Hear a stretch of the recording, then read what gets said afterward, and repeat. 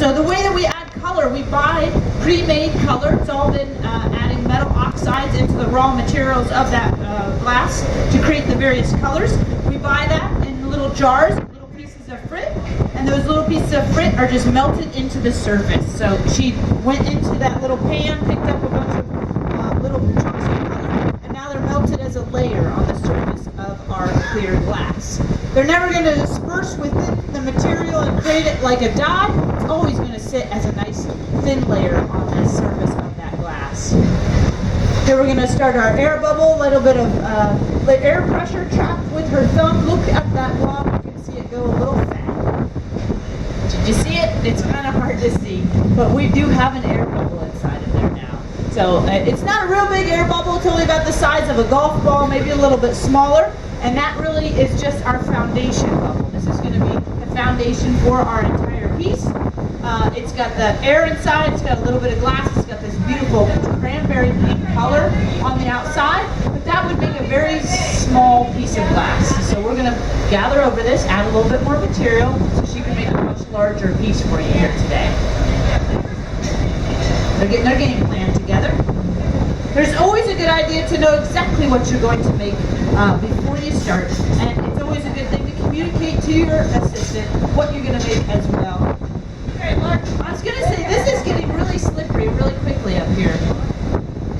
Our floor is made of all metal, and it's usually really great, but as soon as we get a little salt spray going up here, which you're probably feeling it already, right? Getting a little facial this morning. Safety walk, very good.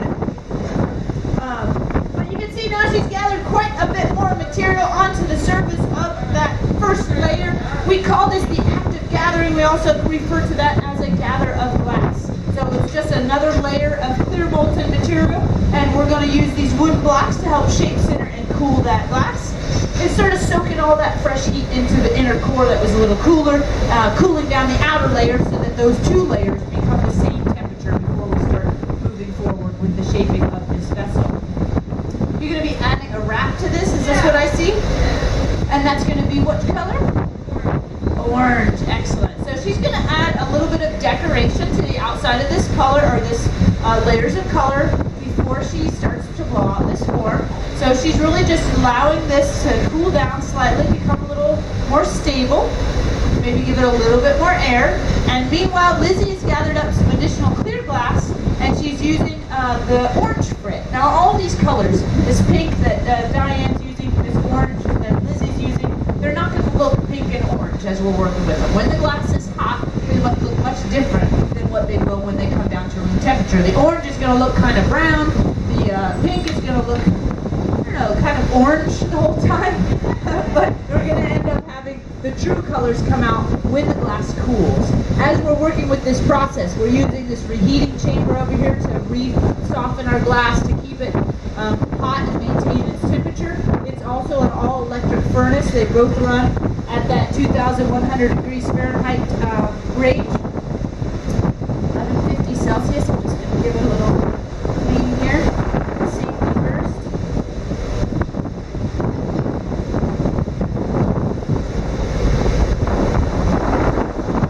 She's using your arbor table to help control that shape a little bit, control the temperature. Glassworking is all about heat control. Wherever it's the hottest, that's where the biggest changes are going to take place. Wherever it's cold, it's not going to move as much.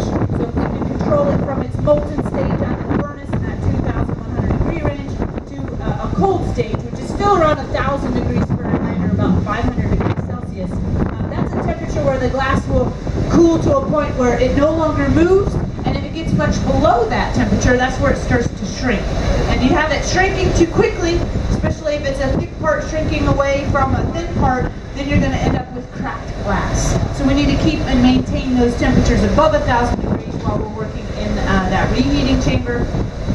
And then we also allow our glass to cool down really slowly under controlled conditions in our annealing oven, which is here behind us. So all the colors that you see, all the pieces that you see us make, you have to remember what color we tell you they are, rather than what you see, because they're going to look much different. But you can always come back to a future show the next day, and then we'll have all the pieces that we make down here in front. You can take a closer look at them here on the front of the stage.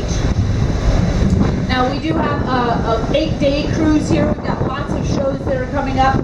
So we do suggest, though, if there's something that you really, really do want to take a closer look at, come back to the next show, maybe the show after that, to be able to see it and not wait till the end of the cruise. Because as we go along throughout this cruise, we give away a lot of free glass. So if you want to make sure and see a piece, always come to the next show so that we can take a look at it, because it might go away into a raffle at some point in the cruise. Now here we've got our decoration. We've got this really fun tool. This is a roller wrap. You can see as Diane rolls on those ball bearing yokes there, the piece travels.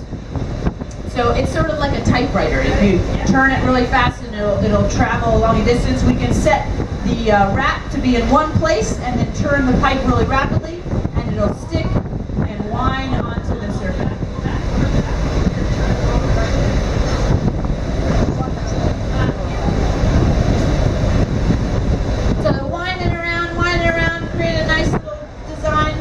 Let me get the scissors. Oh, you got it. All right.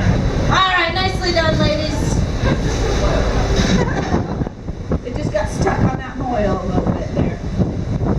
So this tool allows us to create a really thin line that's very evenly spaced. And you can see how quickly she turned it. So having it on those rollers also allows you to quick turn, which means that the glass will be drawn off in a faster rate, which means it'll also be a thinner line. So it's just a really great way of getting a very distinct thin line along the surface of a piece, as opposed to just sitting at the bench and trying to wrap it around manually as a vessel. Now, if those yoke bearings are in line, then they're going to be stationary. If they're offset, they're going to be really wide, so you can kind of change the distance that you want to establish based on the distance that you set on that particular tool. So that was an orange stripe that we added. And are you feathering this, or are you just going to leave it as a beautiful little spiral? Very nice. So this is a nice little spiral. Now, Ted, are you gathering over this again? No, she says. I love that she's not going to gather over this, because you can see there's a little bit of texture on the surface. Now, each color has a slight different viscosity, so it's going to move slightly differently in the heat. So if it's a stiff color, it's going to take a lot more heat and not want to move. Take a lot more heat to get it to move and be fairly rigid. If it's a very soft color, it's going to want to move very freely. Some of that's based on the metal oxides that are in that particular material. Some colors just heat up faster than others, the melting point of the metals. Others are a reflective thing. So if it's a white glass, it's going to reflect heat energy, and that way it's not going to heat up as fast, so it's going to be considered a stiff color. If it's a dark black, then it's going to absorb the heat energy, so it's going to heat up very easily and be a nice soft color. But since she's leaving that stripe on the outside of the vessel, even though she's working on getting it all squeezed together and smoothed out, as she goes to inflate and make this piece, that band of color is going to stay a little textural on the surface of that glass, which will be really nice. So making very short work of all of this heat, she's going to be making a bowl for you here this morning. So we're getting the foundation of our bowl established, blowing it out slightly, using the marber table to keep the bottom a little cool, a little chill. Now she's going to take what we call the jacks. These are two metal blades. She's going to squeeze the top of this bubble to create a constriction at the very top. Now this constriction is what we call a jack line, and that little constriction area is going to be where we're going to break this away from the iron later on in the process. Glass is always going to break in its path of least resistance. So if we can make a nice little thin spot at the top, a place to tell it where to break, then we're going to get a much cleaner separation from the iron.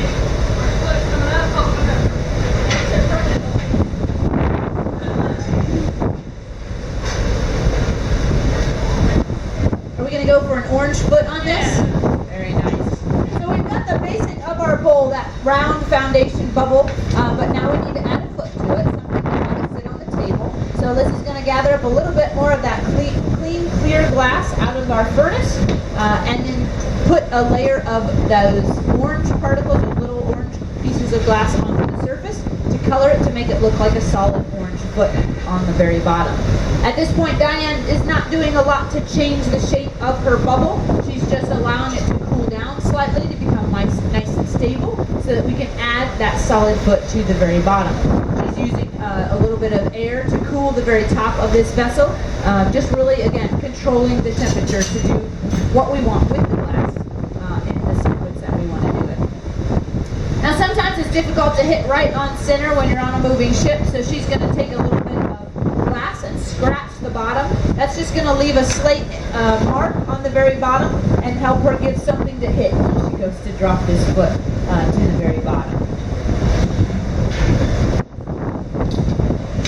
Are there any questions so far? Stunned silence? Perfect, yes.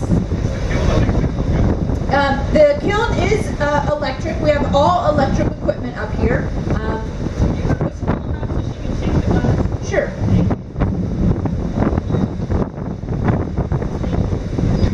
Got that? It is an all-electric shop. It was very unusual to have an all-electric shop, though. Typically, we would be gas-fired, at least for this reheating chamber. Gas fire is really quick. It's really efficient. We can get it from about room temperature up to the 2,000 degree Fahrenheit we need in about an hour. But when we were approached by Celebrity to create this hot shop here on board, one of their stipulations was that we couldn't have any open flame. And the first initial reaction is, well, you're crazy. You can't blow glass without a flame. One, we use a lot of torches. Two, we always have a gas-fired piece of equipment over here, this reheating chamber. So in order to come out onto the ship, there was a lot of technology that needed to be developed to create an all-electric hot shop. So this piece of equipment in particular is the rarest. It's not unheard of to have an electric furnace. They're not as common as gas-fired furnaces, but they are not unheard of. Usually your annealing ovens are electric, but these don't exist anywhere. You never see an electric reheating chamber. So it was developed especially for the ship program. There's only about 4 of them that exist in the world. We got one on each one of the ships that we are on, with the Solstice, the Equinox, and the Eclipse.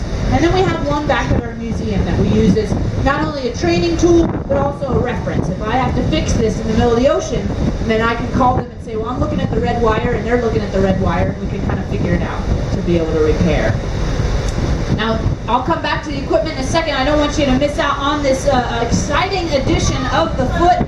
This is a great example of why we keep turning the pipe all the time, because you'll see as soon as Lizzie comes out, she's going to have nice, hot, fresh glass, and she's going to stop turning, and it's going to fall directly off the iron. We'll see if the ship is level today. Kind of pretty level, yes. It's not always, gravity is not always down here on the cruise ship as we're moving around. But she did a beautiful job getting it right on center. And we're going to go for a quick reheat, and then take a few seconds to shape up that glass while it's still hot. If she doesn't take advantage of the heat that's built into that foot, and she had to let it cool down and then try to reheat it to shape that bit of blob of glass, of course our thin-walled vessel would be hot as well, and then it would reshape our vessel. So it's really important to work with each bit as you get it delivered, and set that shape before you get the other parts too hot and start moving those around as well. All about that heat control. But we do have this all-electric hot shop here. This is a very great tool. It does allow us to be up here on the most amazing office in the world, but it is running a little bit cold. It takes about 14 hours to come to that same upswing that gas-fired oven would only do in about an hour. So we're constantly sort of losing heat as we work. We never turn this one off either. We usually would at home, but here it takes too long to turn it down and turn it back up to get another show going. So it is on all the time. We just turn it down a little bit at night to conserve a little bit of energy. And then the furnace, of course, never goes off as well, but the rest of the equipment can be turned off when we're not using it. Now, it might seem odd to be adding another bit of blob of glass to the bottom of a solid foot, but right now we're doing a patch to protect our color. Our color is a very thin layer on the surface of all of this clear glass. And this next step, which is adding a puntee to this piece, is the contact of glass to the very bottom. And if we have that very thin layer of color, and that's the only thing it's contacted to, it might rip that color away later on in the process, or create a weak spot between that color and the puntee, which would cause it to crack off prematurely. So we just add a little patch of protection there. So Lizzie's gathered a little bit of clear glass on the end of a solid iron. We call this a puntee iron. This is going to be the puntee process. It's going to be attaching that rod to the very bottom of our piece and it's going to hold on to our piece so that we can have access to the top half. We're always going to finish the bottom half of a piece while it's on the blowing iron, and then switch it around onto a putty so that we can finish up the top half of the piece on that putty. Rolling together, you always want to make sure it's on the same axis as it was on the pipe. They're also testing the temperature. If it's too hot, it won't be able to control it. It'll be flopping around, and Lizzie will be playing rodeo up here. If it's too cold, it'll just crack and break away from it, so you need to have just the right temperature. I'm going to use a little bit of a diamond file and some water on that jack line that we created. That's going to help shock the glass and ensure that it's only going to break right along that line. Light little tap. That's all it took, folks. The crowd goes wild. Woo! Yeah. Exciting moments here on the stage. Now, you might not think that looked very exciting, but if you start to hang out with us a little bit more throughout the week, you're going to realize that that is a very kind of scary moment. That is the moment where you got to make sure you got your timing, your temperatures, and everything perfect to have it trade from one iron to another. You're going to probably be holding your breath just a little bit as we do when you're working with that material. But now we have all of this transferred over. It's kind of amazing. It holds on with just a tiny little connection. But this is what is going to be holding onto our piece to allow us to finish the top half. It's only made possible because of that perfect timing between the gaffer and the assistant to make sure that this survives that transfer. And now we've gotten the glass, of course, so cold that we were able to get it to crack. So it's going to take a little while to reheat it, re-soften it, get it back up to that working temperature that we can start to reshape the very top of our vessel. It is another great time for questions if anyone has one while we're waiting for glass to get hot. Nothing yet. All right. Well, we are from the Corning Museum of Glass in Corning, New York. Is there anyone that's been to our museum before? Yes, a couple in the back. Has it been in the last 10 years? No, it has not. All right, well, you definitely are due for a new visit. We've got lots of things to see and do. We're the best glass museum in the world, located right there in Corning, New York. I realize it is kind of far away from here. Most of you are probably from Australia. How many Australians do we have here? Pretty much the majority of you. All right, well, if you do decide to come visit, your C-Pass card is free admission into the museum, so maybe that'll help encourage you. It's not going to pay for the flight, but it'll at least get you in the door. But we've got lots of things to see and do there at our museum. And if you're not planning a visit to the States, you don't want to go that far just for a glass museum, I highly encourage you to check out our website when you get home. Don't bother doing it while you're here on the ship. Enjoy your vacation. But once you get home, we've got a wonderful website that has most of the collection digitized. You can look it up by maker or by time frame or by styles and things of that nature. So you can look at a lot of different glass research things. There's a lot of interactive things on the website as well. And then there's a lot of live feed videos and archived videos, so you can watch a lot of glass blowing demonstrations. Any of the famous artists that come to our museum that do a demonstration, they also put that on the video, and then you can go back and watch. So even if you can't make it, our website is pretty much like being there, and that's going to be cmog.org, corningmuseumofglass.org, and please check that out. And Diane's hard at work. She's using her Sophietta, that funny little tool there that reinflates the top of our vessel. It's the only way to add air pressure back into the vessel once it's been removed from the blowing iron. And she's working just really one step at a time, getting this to coax open to make our beautiful bowl for you this morning. Now that it's blown out and thinned out, you might want to take a closer look when she comes out at that pattern, that stripe of glass that came around the outside. It's a very subtle pattern, but it'll be a little bit brighter orange tomorrow when it cools down. Lizzie's being an excellent assistant here, helping guide that piece from the top and the bottom, the lip and the foot, but also helping shield Diane from the heat. We've got at least around 1300 degrees Fahrenheit to get that glass to move at all. It's liquid at 2300 degrees or 2100 degrees Fahrenheit. We going for it? So that's a lot of radiant heat going off the end of that iron. So you'll see us shield each other quite often with the paddle just to help protect. This will be it. All right, now she's got a beautiful bowl here, gorgeous shape, but she wants to take it one step further. She's going to take a little bit of time to build up heat And as she builds up the heat, she'll take centrifugal force to open that up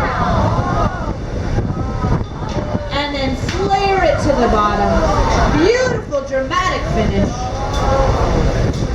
You actually got a reaction out of them, Diane. I think they liked it. Beautiful job. So a very great example of the fluidity of this material. Now, the ruffles are very hard to predict. It's really like pulling up a bed sheet. Once it goes flat and it's still hot, she held it down and it creates that nice ruffled edge. If she were to keep spinning it, it would of course kept as a plate as it hardened. And now we've got our beautiful plate, our beautiful bowl. Diane, spindle everyone. Right into the annealing oven it goes for safekeeping. Very nicely done. Where it can cool down over 12 hours. Another big round of applause. Diane's spindle everyone. Beautiful job. Now we're just getting started. This is only the first piece. We've got a 2-hour show as long as the weather holds out this morning. We've got another show this afternoon, so we're going to keep blowing glass. Lizzie's going to get set up next here, so just give them a second to trade over. I can answer any questions that you